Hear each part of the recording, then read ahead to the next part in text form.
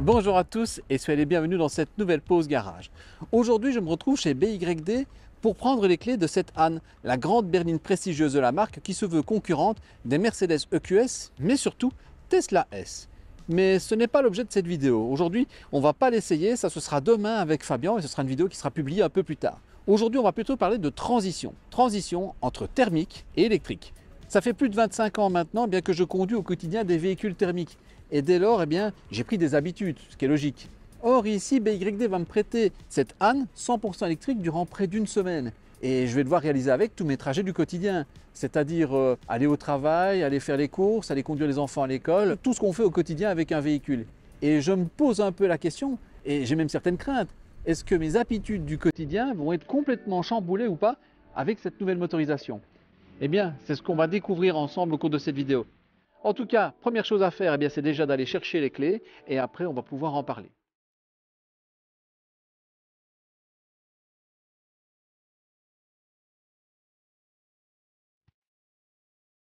Bon, et bien voilà, première grande nouveauté pour moi, ça va être de rentrer la voiture ici dans le garage après cette journée d'essai pour essayer de la recharger. J'ai vérifié, la voiture prend 10 ampères, mon installation électrique est suffisamment costaude pour supporter ça, donc sans faire tout cramer, c'est quelque chose d'important à vérifier, c'est ce que Fabien m'avait dit de faire. Maintenant je vais rentrer la voiture et je vais la brancher sur la prise et on va voir comment ça marche.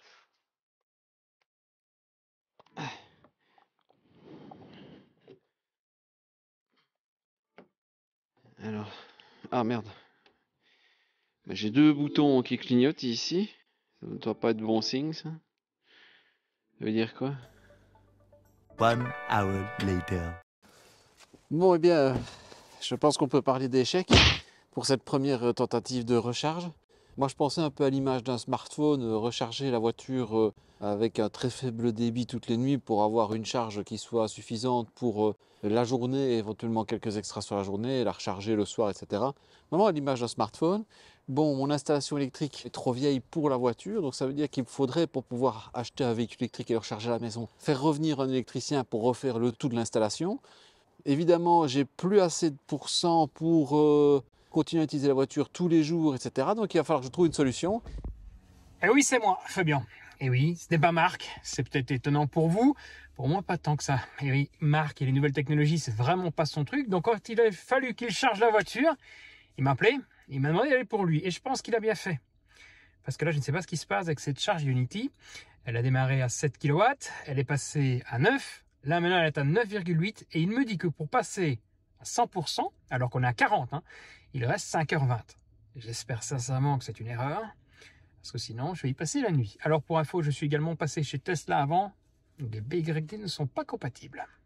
Et comme vous pouvez le voir, c'était juste temporaire. La borne est finalement montée jusqu'à 111 kW de puissance. Et il me dit qu'il faut plus ou moins 40 minutes pour atteindre les 100% de charge. Alors on va s'arrêter à 80 et on ira ramener la voiture à Marc d'ici, à mon avis, une bonne vingtaine de minutes. Je dois quand même bien avouer que c'est super agréable de conduire une voiture électrique. On a un moteur qui fait absolument aucun bruit, un habitacle qui devient vraiment un véritable cocon ultra zen. On a un accélérateur qui réagit immédiatement, sans inertie. C'est super agréable. Mais en même temps, à côté de ça, c'est cette crainte de ne pas avoir assez de kilomètres pour arriver à destination. C'est ce qu'on appelle le range anxiety, l'anxiété de l'autonomie. Et je dois avouer que moi je suis en plein dedans. J'ai particulièrement peur de ne pas arriver au bout de mes trajets, alors que j'ai une autonomie plus que suffisante. Et malgré ça, j'ai été faire le plein chez Ionity, alors que ça ne se justifiait pas, je ne fais pas assez de kilomètres pour ça.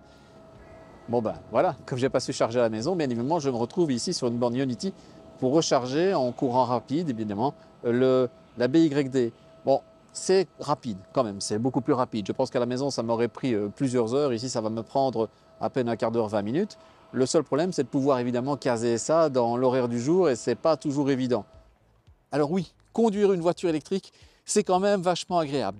Mais ça, c'est pas le plus intéressant parce que c'est de l'agrément de conduite. Et on peut avoir un agrément de conduite qui diffère en fonction des personnes. Certains vont adorer l'électrique, d'autres plutôt le couple du diesel, d'autres plutôt les moteurs atmosphériques comme celui de cette GR86 qui est vraiment fantastique. Mais c'est pas là la question. Le vrai problème au cours de cette semaine, et vraiment qu'on pouvait se poser, c'est comment on fait le plein de ce machin-là. Alors la solution de facilité, c'est celle de garder ces vieilles habitudes de quand on a un véhicule thermique. Et c'est de se dire que dès qu'on a besoin de faire le plein, on va à la station. Mais ce n'est pas viable, c'est vraiment pas viable. Aller dans une station Ionity, d'abord, ça coûte beaucoup plus cher que le courant qu'on peut avoir à la maison. Ensuite, deuxième élément, une station Ionity, il n'y en a pas forcément près de chez vous. Et parfois, il faut rouler un petit peu. Moi, il fallait 15 minutes pour que j'aille jusqu'à la station.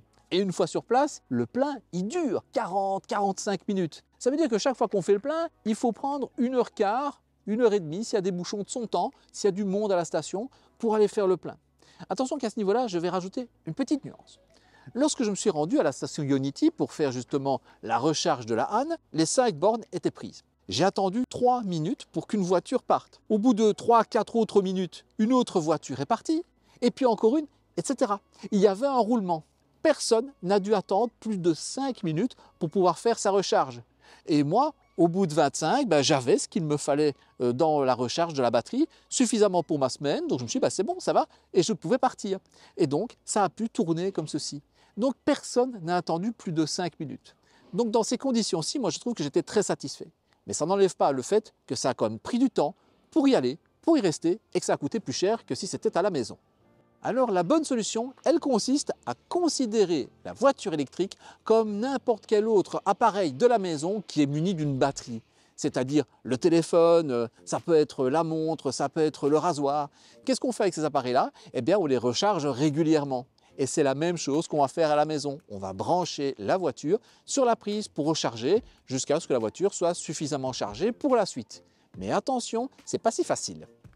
Alors, si vous habitez dans une maison en plein centre-ville où vous n'avez pas de place de stationnement attitrée, ou si vous habitez en appartement et que vous n'avez pas non plus d'accès à un parking, eh bien le problème se pose de savoir comment raccorder votre voiture jusqu'à la prise de courant. Et ça, c'est un problème de fond qui devra être résolu avec les autorités et surtout les nouvelles constructions à venir. Mais dans le cadre de ma maison en banlieue, j'ai une place de stationnement privative devant chez moi, je sais mettre la voiture sans problème. Mais non, il y en avait quand même un problème, parce que mon installation électrique n'était pas prête. Ça veut donc dire que pour pouvoir recharger à la maison, il vous faut un emplacement proche d'une prise, mais également une installation électrique qui est capable de pouvoir fournir du courant à la voiture. Il faut être bien préparé à l'avance pour ne pas se retrouver à devoir partir le lendemain conduire les enfants à l'école et se dire « mais comment je fais pour y aller moi avec mes 5% de batterie ?» Donc il faut se préparer un peu à l'avance. Et pour cela, je pense que rien ne vaut l'expérience sur le terrain. Qu'on puisse voir comment ça fonctionne tous les jours avec une voiture, comment est-ce que je dois faire, où est-ce que je peux la recharger, est-ce que ça va marcher, est-ce que ça ne va pas marcher. Eh bien, je pense que tout à chacun qui voudrait passer à l'électrique devrait avoir l'occasion de pouvoir justement tenter cette expérience pendant quelques jours avant de franchir le cap pour être prêt le jour venu. Et ce jour-là, ce n'est pas dans très longtemps. 2035, date à partir de laquelle l'Europe interdira la vente de véhicules thermiques. Ceux qui existent déjà pourront continuer à rouler, mais la vente de véhicules neufs sera exclusivement électrique, sauf si vous avez énormément d'argent et que vous achetez une Porsche ou une Ferrari. En attendant cette période-là, moi je vais garder ma voiture, aller refaire le plein parce que je pense que jusque Liège, je ne tiendrai pas. Alors je vous dis à très bientôt sur la pause garage et d'ici là, vous savez plus lancer les routes. Ciao!